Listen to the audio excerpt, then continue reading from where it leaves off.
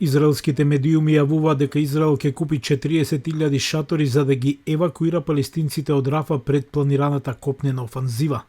Израелскиот премиер Бенјамин Нетањаху изјави дека Израел има датум за инвазија на Рафа во Јужна Газа. Израелските аналитичари велат дека и без инвазија на Рафа, 6-месечната војна со Хамас е на крстопат.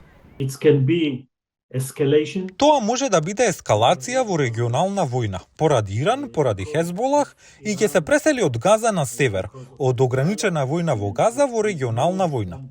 Или може да премине кон процес кој ќе ја деескалира војната и ќе поправи дел од проблемите. Навистина ни предстојат клучни денови, можеби една недела. И Хамас во Газа и Хезболах во Либан се сурогати на Иран, а Јадлин вели дека тензиите со Иран неодамна вртоглаво се зголемиле откако израелските напади убија висок ирански генерал во Дамаск минатиот месец. Израел беше многу внимателен да не ги напаѓа иранците. Од 7 и 8 октомври, кога Иран ги лансираше своите сурогати против Израел, од Ливан, од Сирија, од Јемен, од Ирак, Израел ја промени политиката и во овој случај изгледа како голем удар за Иран. Израел исто така се најде под зголемени меѓународни критики за влошената хуманитарна криза во Газа. Обединетите нации велат дека повеќе од 1/4 од населението на Газа е на работна глад.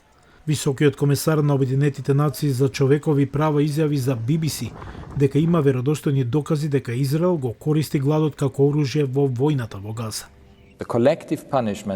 Колективната казна со опсадата на вистина е воено злосторство и треба да се третира како такво.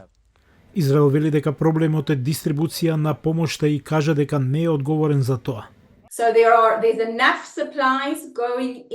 Влегуваат доволно залихи. Проблемот е во земањето на испорачаните производи и нивната дистрибуција. Значи тоа е многу тесно грло.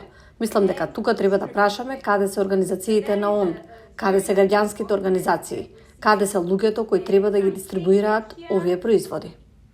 Египет е домакин на индиректни разговори меѓу Израел и Хамас за преки на огнот и ослободување на заложниците во услови на спротивставени ставови за нивната шанса за успех.